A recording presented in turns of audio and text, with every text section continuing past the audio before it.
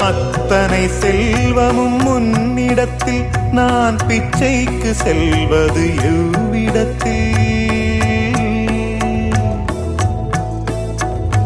அத்தனை செல்வமும் உன்னிடத்தில் நான் பிச்சைக்கு செல்வது எவ்விடத்தில்? வெறும் பாத்திரம் உள்ளது என்னிடத்தில், அதன் சூத்திரமோ அது உன்னிடத்தில்.